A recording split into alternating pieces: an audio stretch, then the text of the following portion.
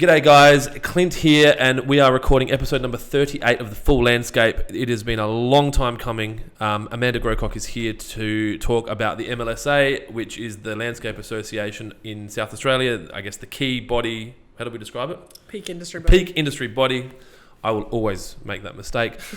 In this podcast, I just get a bit of a background around Amanda's history and what got her to the point of being in the position of CEO for the association, and just highlight a few of the things that are coming up in South Australia for the association and then for the greater community around the SA Landscape Festival, the home show, and then the awards. Obviously, if you've got any questions about this or any of the other podcasts, please feel free to comment in the comment section below. If you need to get in touch with Amanda about anything related to being a member or a sponsor or any questions about the SA Landscape Festival, etc., all her details will be below.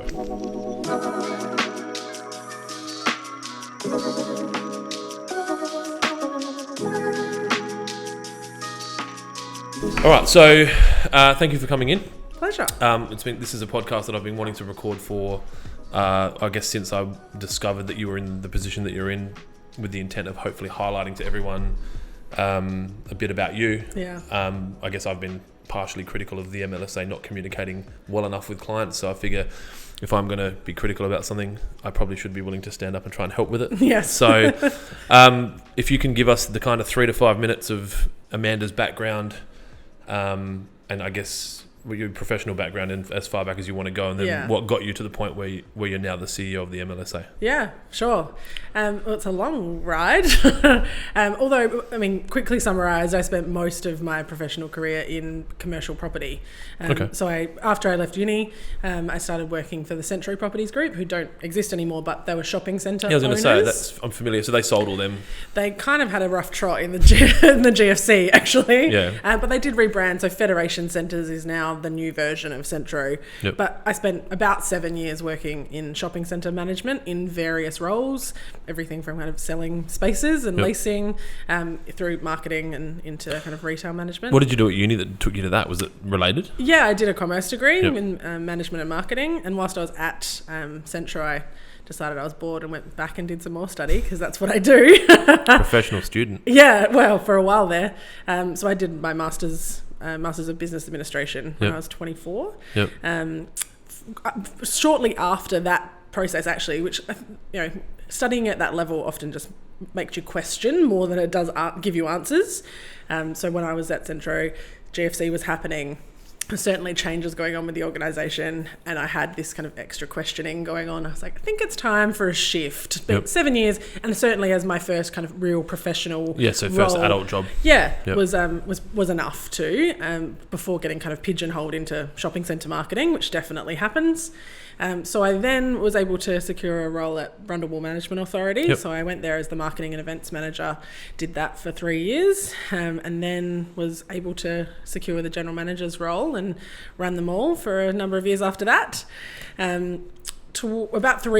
Just under 3 years ago now, I was like, I've done everything I said I wanted to do. Time to be moving on and exploring the next challenge. So then I ran my own business for a couple of years, which was particularly strategic management and marketing, and working with local governments around attracting visitors. So tourism attraction, precinct management, that kind of stuff. I've actually recently just rolled that business into another consulting firm called Gläshaus, which works with small to medium businesses around strategic planning. All of that to say, toward the end of last year now, about 12 months ago, I was kind of like, I'm sick of talking to the cats all the time, and it would be really nice to have some other, a team to engage with again, rather than clients, because that's a different relationship. You're a cat lady. I've got a couple of fairy friends at home. Is a couple, that's only 2? It's only 2 at the moment. Cool. That's right. We threaten every day to have more. Oh God, this was meant to shine a positive light. That's true. Sorry, I'm sure there's people out there that love cats. Yes, we are fine folk. Okay, so you're talking to the cats. So you've got employees inside this Gläshaus, or I've got a business partner, so it was just the 2 of us. But the relationship of working with team is different. So that's why I started looking for opportunities, and how I came across Master Landscapers as an idea. So that was Master Landscapers at the time knew that the previous CEO was heading off to have her baby. So went through an interview process. And, for that that kind of all got a bit of a hold on it around COVID time. Yep. Understandably, the board Yep. were like, well, we don't know what COVID means at the moment Yep. because this is March-ish. Yep. So kind of let it play out for a while, but there were some other staff changes. Yep. Resourcing was getting depleted, so Yep. I got the call up to say, "Can you start?" And so you were kind of sitting in the wings because you didn't need a job as such. That's The right. I was consulting working firm's in my fine. own Yep. business anyway, and around COVID time, working a lot with our clients I can who imagine. are managing Yeah. how to transition to work from home, or we've got lots of clients in the tourism space, Yep. which completely fell apart Yeah. when COVID happened. So what you're in? Then that's a strategic conversation about pivoting, and I hate using that word. But, Yeah, me too. And it's shit because there's only so many words that we have, so you kind of have to use it. But like turning or whatever. Yeah. So that's where that does that come in, and they're like, Yeah. all right, we need to work out what we're doing. Yeah, Like, absolutely. I Yeah. mean, effectively, what we do at Gläshaus is now get our clients to focus on what it is that they truly do. Yep. So, as a business owner, as many of us understand, Yep. it gets confusing as what we could do versus what we should do, Yep. and we get to focus on what we should Yep. do. And at COVID, there was no better time to let go of the things that are unimportant and focus on the things that are critical. Yep. So that's where the kind of strategy comes in around, okay, how do we pause the things that are unimportant, or how do we get rid of them forever? How do we sell stock? How do we clear our debts, whatever that looks like? Yep. And then what are the things that we have to maintain or we won't make it through this, and how do we focus on that? Yep. And that's different for every business, and took lots of conversations and lots of hard decision making for business owners. Was it all Zoom? Yeah, at the time. Yep. Yep. Yeah, Everyone absolutely. was freaking out, thinking they were going to get Ebola. Yeah, exactly. Towards the early days, it was kind of in office, but then lots of telecommunications. So then obviously the board, and this is before my time. Yeah. Anyone that's watching, I'm now a board member for the MLSA, but only very recently. I've kind of 4 months or something like that. two board meetings.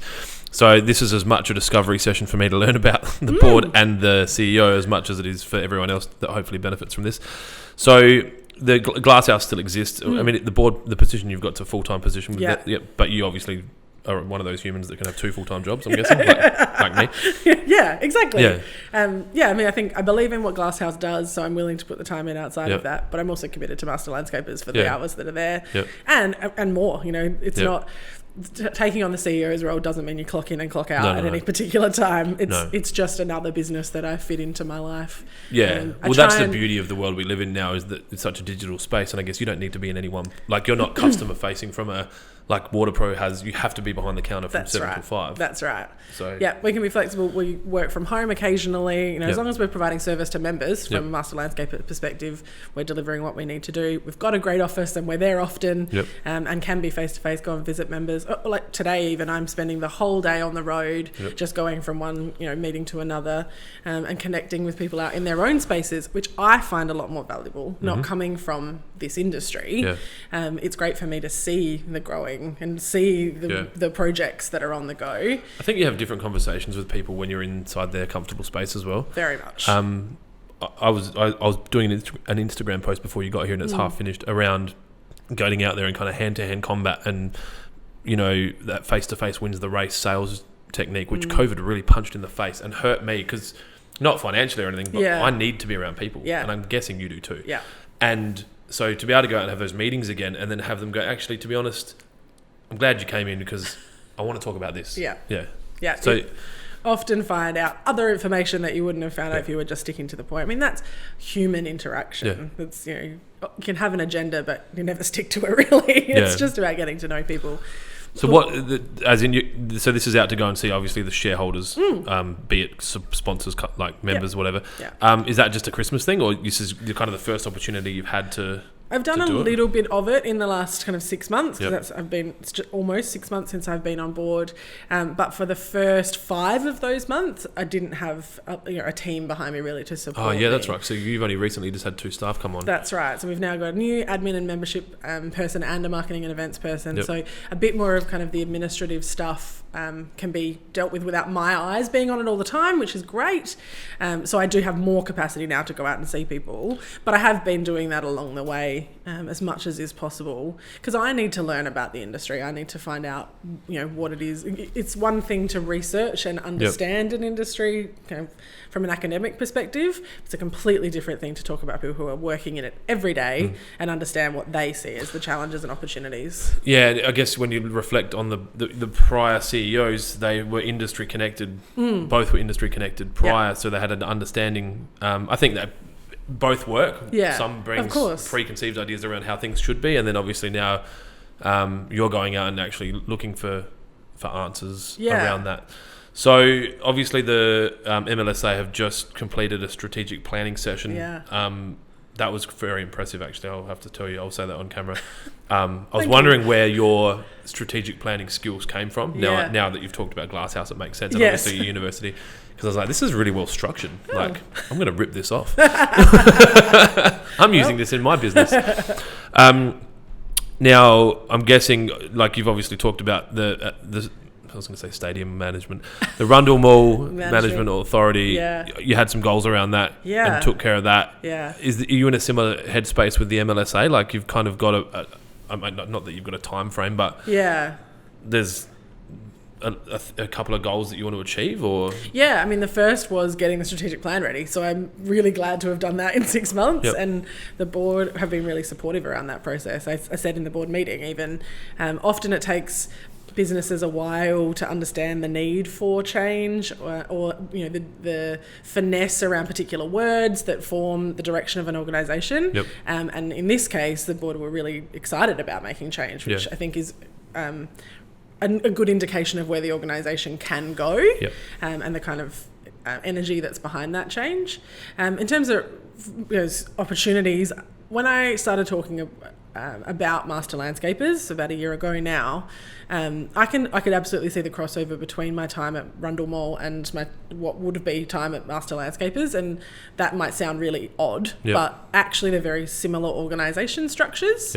So Rundle Mall Management Authority, for background, is a subsidiary of the City of Adelaide. So I was employed by the City of Adelaide, but I worked specifically for Rundle Mall shareholders. Like Rundle Mall's a business that's kind of owned by... That's right. So all of the businesses within Rundle Mall pay a levy, and the Rundle Mall Management Authority exclusively spends that levy. So they don't spend any other council money. It's not parking fines coming back in or going back out. That's right. So you're only working for people who own property in the mall or... and they're all privately owned individual buildings. It's not ACC down the strip. No, absolutely. So there's 145 different property owners in Rundle Mall, in the Rundle Mall precinct. And all of the businesses within those. So lots of stakeholders, very complicated environment, very political. And probably quite a lot of money as well. Lots of money. So influential lots people. of big personalities. And although the asset is owned by the City of Adelaide... as in the road or the mall itself. But we're very parochial in South Australia, and we all feel like we own Rundle Mall, anyone who's grown up here. And of course the state government have an interest in making sure that it is maintained and attracts visitation and all of those things. Artwork in there every decade. That's right. The pigeon's new. Got our balls and a pigeon. That sounds like a lethal weapon. No, was it lethal? Not lethal weapon. Anyway. So it means there's lots of interest that isn't necessarily owned. So lots of influencing outcomes and that kind of thing. And that's really where I can see the opportunity with Master Landscapers in terms of advocacy. The industry needs to grow. That's become very obvious in my time, and certainly the impact of COVID from what we're seeing from members has been more work, not less work. It's ridiculous. And the problem is pipeline. There aren't enough people to do the work at the moment. So how do we grow the whole pie so that everyone gets a bigger slice, but also how do we make sure that we can deliver on the work that's available? And that means attracting people into the industry, making sure that government actually understands what landscaping is. I've certainly had conversations with politicians so far where they start the conversation by saying, I know what landscaping is. It's and by the end of by the end of the conversation, they're like, oh no, I really didn't appreciate what the landscaping industry is as a whole. Because you're right, they go, well, it's garden maintenance. And don't actually consider that it's the supply chain, it's design, it's construct, it's the whole. Are those existing relationships that you had with Parliament or politicians based on I guess, your experiences, or have you had to kind of go carve out new? No, well, definitely different ministers. Well, in some portfolios, senses, different ministers. Although there's been some crossover. Yep.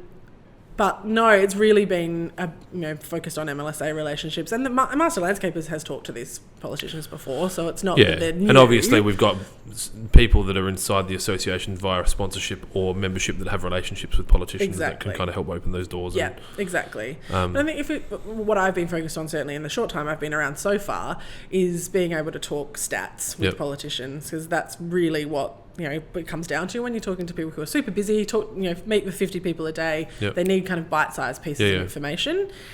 So we've done some research about the size of the industry in South Australia and what it means to focus on this, and that seems to have made some impact in those conversations. It's not just us asking for support, but literally going, this is important for the economy of South Australia, and therefore we're asking for your support. So that's kind of where the strategic plan comes in, obviously. And this is no news to anyone that's in the industry, but we obviously need the reputation of the industry to be higher in the minds of not just politicians, but the everyday people.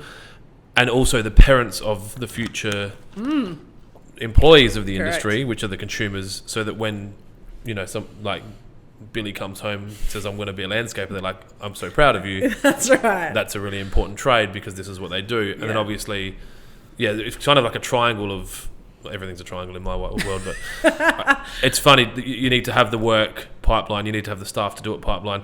I've talked to people all week about it, how I think there's too much work in the market at the moment, and it's kind of irresponsible for government to deliver it the way they have.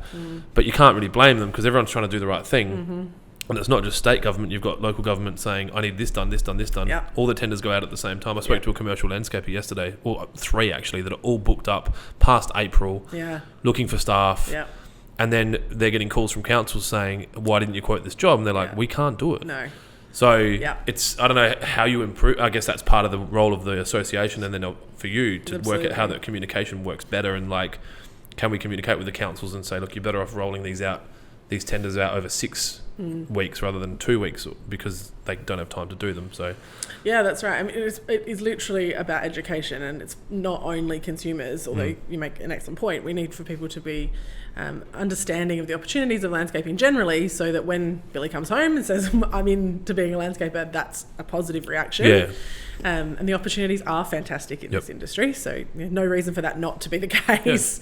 But also so that when we do say to, when either members say directly, or we're talking to government at any level, when we say we actually can't deliver that, that's that's an understood response. They appreciate the whole of the industry. Supply is a real problem. If we can't get plants, then plants are at the forefront of a lot of people's minds. I haven't spoken about that publicly, but irrigation is dancing in not a great space. We've had containers get held up for everything's blamed on COVID, which I hate.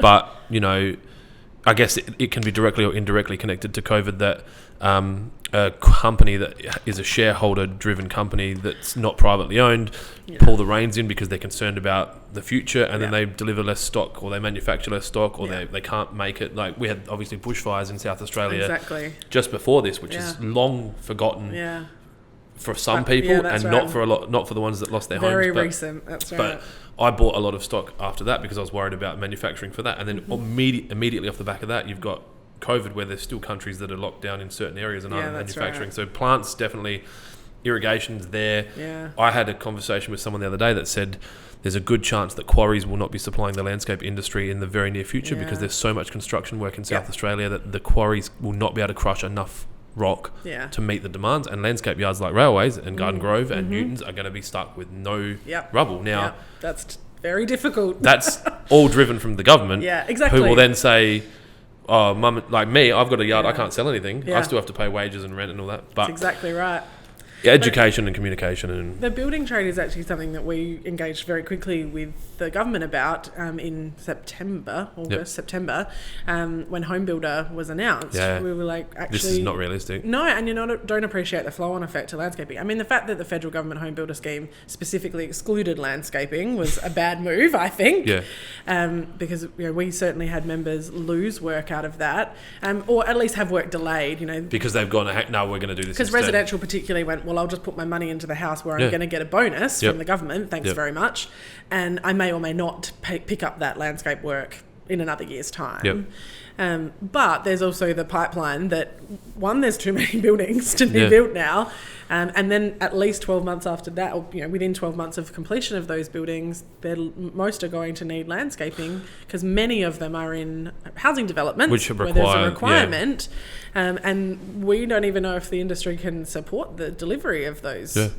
Which then need to be landscaped within a certain time period to meet the caveats around the land. Then another 6 months later, no houses will get built. That's right. Because everyone pulled their dream home forward 12 months, 6 months, 18 months, whatever. But. And that's true. We're trying to manage the pipeline of work, let alone the pipeline of talent, because we don't want there to be a cliff. At the moment, it looks as though 2021 is going to be another good year for landscapers. I think People are still investing. Well, I'm getting from residential and commercial, and I've got my finger on the pulse more than a lot. And a lot of guys are kind of April, May, and then we've got guys in August. Yeah, exactly. And this is, who did I speak to? I spoke to another commercial landscaper the other day, and he was like, we have more work leading into a year than we've ever had before. Yeah.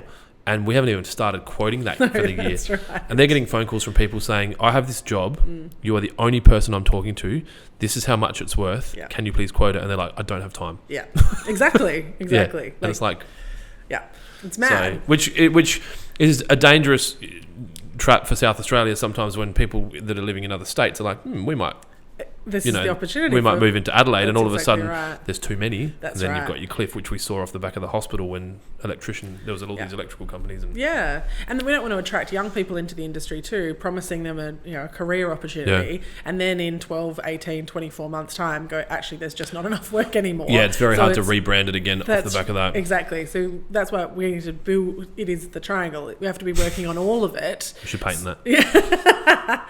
We have to be working on all the angles. Otherwise, if one pillar falls down, the rest doesn't work. Yeah, and it's kind of has to move. That triangle has to move in all directions at the same time, which is hard. Right. It's very difficult to manage. I'm glad it's not my problem. Well, I love it. It kind of is my problem a little bit. But I want to move on to talking about some of the things that we've got coming up. I'm conscious of time.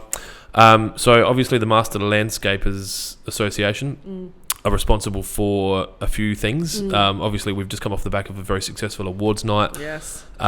Very lucky to have held it before we locked down again. A snapshot in time of open and close, and I guess you can call it luck. Yeah. I guess it is kind of lucky, but I was very glad for it to happen. Yeah, that would have been a pretty stressful period leading into that. Yeah, but we also know that members want to be back face to face. You know, this is an industry where people generally do better engaging in real time. Yep. So we were really committed to making sure that the awards happened, and not only so that we could get people in the same room together, but so that we can celebrate what has been a really good year for landscaping. A lot of those guys work all year. Yeah. And I think, like, for the business owners, it's not as, and I might be unfairly communicating what I've kind of seen, but it's more for the teams that are doing the work than the owners of the businesses. It's nice to win an award, but I know, like, when we've won, it's been around the team going, like, we've been acknowledged for the work, because the owners get the lunches and the accolades and the direct client facing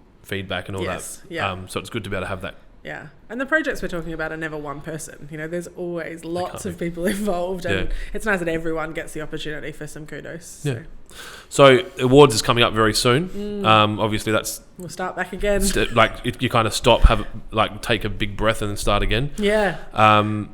There's obviously a lot of conversations in that around what next year's awards look like, and then there's a subcommittee for that now. Yes, there is. That subcommittee is also responsible for the SA Landscape Festival, so that's kind of very timely at the moment. Yeah, so SA Landscape Festival was actually supposed to happen in April of 2020. Yep. It's a collaboration with Open Gardens SA and Master Landscapers, but didn't happen in April because nothing happened in April. COVID happened. So we've everyone made garden beds. Yeah. In their backyards. So give us that. Like I know nothing about this, and that's probably quite ignorant on my part because I should. No. But if we I don't talked about it because it's been off. Yeah, that's right. Like, and I'm across a lot of what's going on in our market, and a lot of people probably don't understand what it is and what it's for. So give us the elevator pitch or the 3-minute. Yeah, sure. So SA Landscape Festival is a 2-day festival in April 2021. So it's the 10th and 11th of April now. It will be literally about 10 to 12 privately owned but professionally designed and constructed gardens. And maintained, I'm guessing. And maintained, of course, open to the public over those 2 days. It's really cheap to come along. You can either pay $10 to go to one garden if there's one you're particularly interested in, or it's $50 to go to any of the gardens over the 2 days. So it's a weekend pass. So you just drive to that house. Yep. Is it like a map? Yeah, exactly. So whoever buys their ticket to come along will then get the list of gardens. The gardens are listed on our website, the SA Landscape Festival website, but they'll get addresses for each of those. They can choose to come to all, none, one, whatever works for them, and they get over the 2 days. So they're in the city, they're in the hills, they're down south, but it's a really nice way to see how people actually live in gardens, unlike the awards where we kind of hold up the kind of finished product as being the accolade, whereas this is about how do you actually use your garden. So the homeowner will likely be on hand, but definitely the garden designer. And that's what I was going to ask. So they can. So I'm guessing my first thought it was like the yellow brick road at the Adelaide show. Yeah. So you just drive around. And correct. Obviously no apples and wheat picks, but well, maybe. Yeah, who knows? I guess if the owner of Sanitarium is one of the gardens, that is not a paid advertisement. So then they can go ask the landscape designer or the construction person that might be there, like the kind of like the specifics around how that concrete was there or why is that plant there. Is it more garden than landscape? Yes. Yeah, so it's a plant. It's more of a horticultural heavy thing than a hardscape. Although all of the gardens that we have got interesting hardscape elements because they are professionally designed and constructed. So, interesting lighting and Are they old, new? Mixture of both. So we've got some gardens that were scheduled to be in the 2020 event that have carried over, and then we've had some new join us as part of 2021. Some who are award winners, freshly finished landscapes. One that is literally still under construction, but will be ready by April. So I think it will give, and some very small spaces and some really large spaces. So there'll be something for everyone, regardless of whether you're just interested in gardening or interested in landscaping. You can go and see how a courtyard space might turn out versus acreage. And I think the really exciting thing, I think, from a South Australian perspective is acknowledging what we have here. Because these are privately owned gardens. Well, you're not necessarily going to get access to these exist. backyards either. That's right. This is the chance to kind of peek into those spaces. And those people might have this 1 year only and that's it. That's right. Yeah, so the festival's intended to be biannually. Semi-annually, 2 years. Biannually, every 2 years. So we'll hold it in 2021, but the next time won't be till 2023.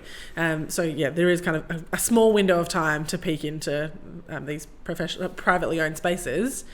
But then we'll be looking for the next round of gardens for the next festival opportunity.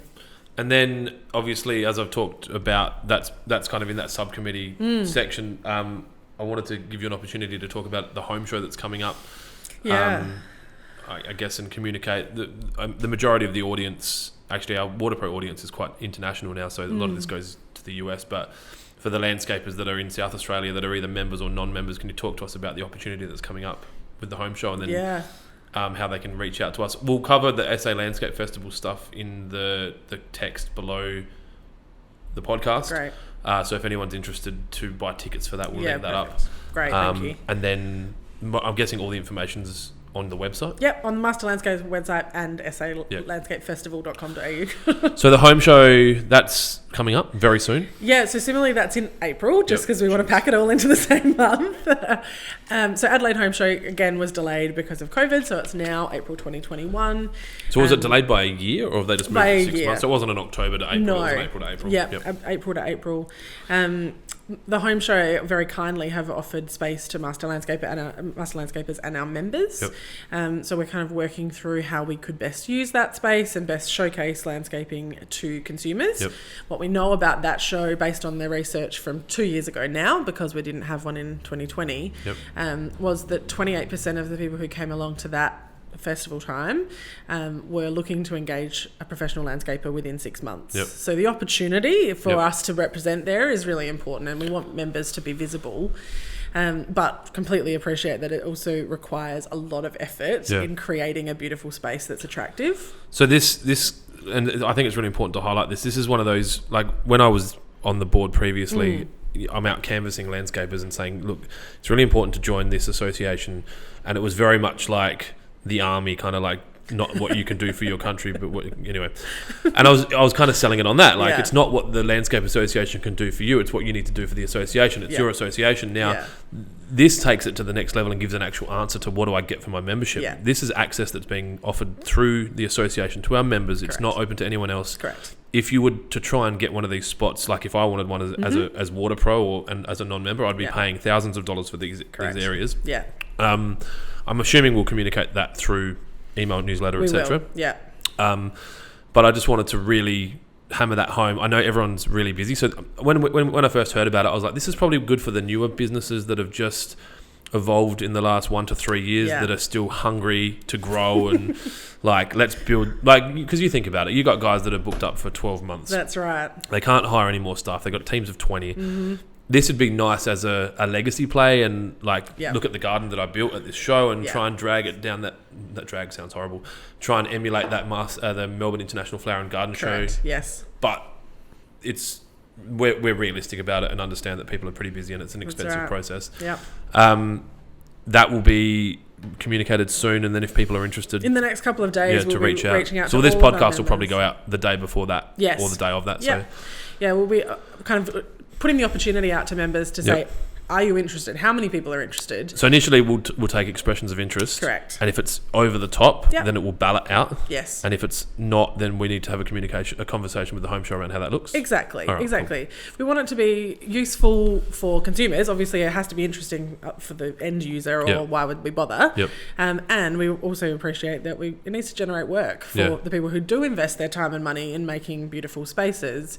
From a attraction perspective, I mean, the space is really valuable. It's about $5,000 per plot. And there's a lot. And there's a lot of spots. Yeah. I was blown away. I when you first voiced it, I was like, I expected a one in the middle of the shed, and then like landscapers sitting on stools, just like speed data landscaper. But no, it's legit big. Yeah, 6x4 spaces. You can go and hire one yourself, but it will cost you $5,000. Yep. It is a benefit of being a member that you can get that space for free, but with that comes some responsibility. That's right. It does has to need be delivered. To be professionally designed. It does need to showcase what we expect about professionalism and quality and craftsmanship from master landscapers. And suppliers can be involved in some capacity, I'm guessing. Absolutely. I mean, there's a lot of resources required to build these display beds. So from a supplier perspective, there's opportunity for product in there. There will also be a specific master landscaper space. So there'll be individual spaces for members, but then a kind of hub around the master landscaper brand where we obviously want to showcase everyone that's involved, all tiers of sponsorship and membership. So not only so the consumers understand what we do, but so we can make those connections between consumer and supplier. Yep, makes sense. Yeah. So that's like April, which is only like 10 minutes from now. It's terrifyingly close. What else is going on? I'm conscious of time. We've got about 10 minutes.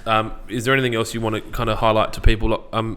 I guess frequently asked questions for non-members. What do I get for my membership? Why should I join? Obviously, there's a member pack now.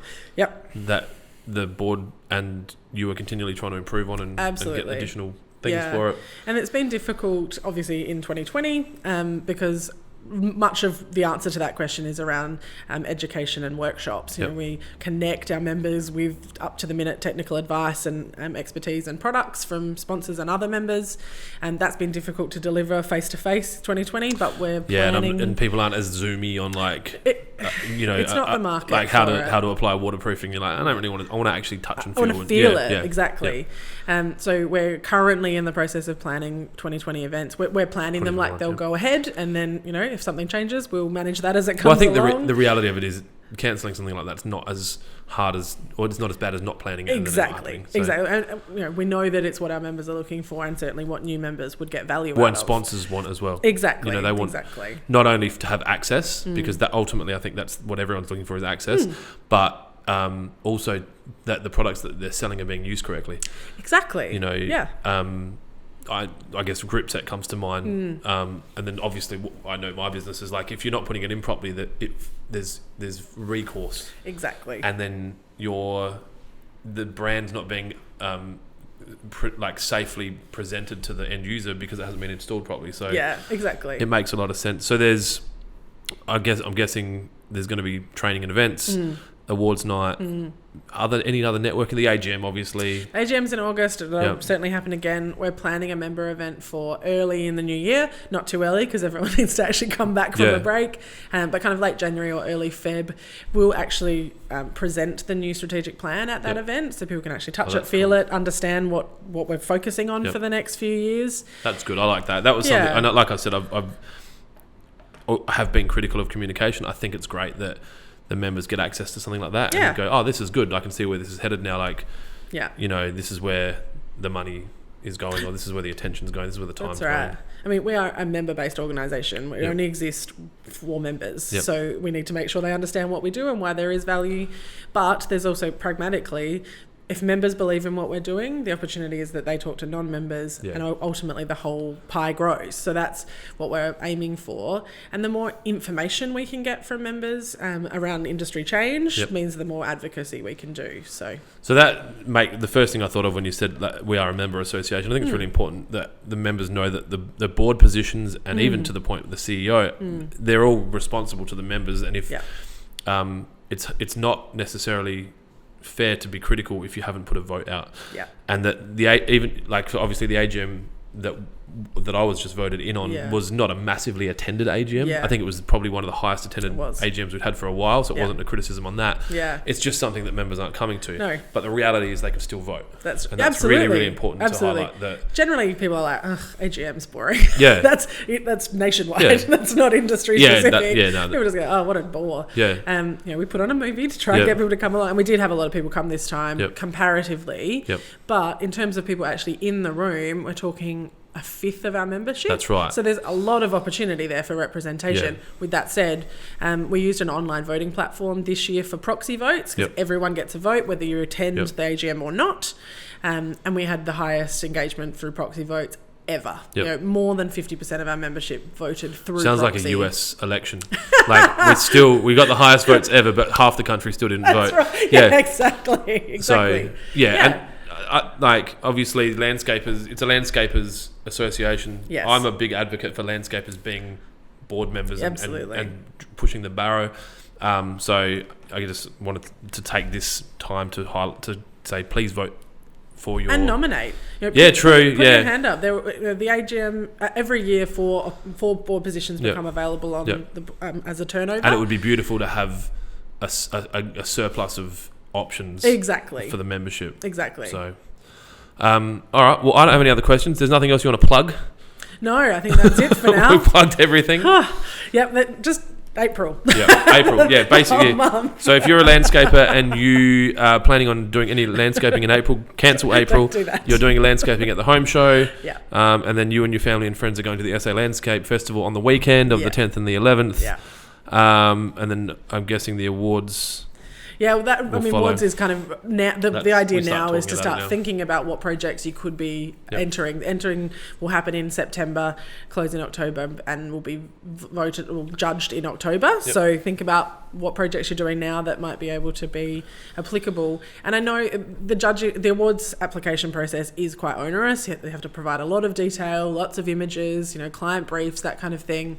So anything you can be doing now to make that process simpler in September means higher representation of your business, your projects in the awards process, and ultimately more opportunity to win and get the accolades of that. And they can enter back multiple years. Like Absolutely. It doesn't just have to be a job that's finished. That was something that I guess maybe not everyone's fully across, but anything that's been completed in the last 5 years. So you can also enter again. So if there was anything this year that didn't win, you can certainly enter it again. But you can't if you won?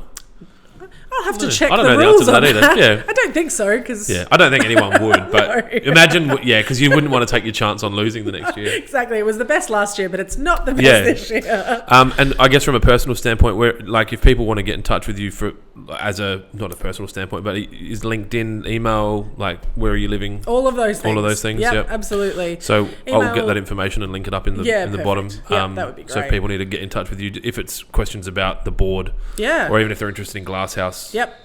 which I kind of am, so we'll talk Yep. about that afterwards. Yeah, cool. Cool. Thank you, and I hope you guys enjoyed that one. Thanks.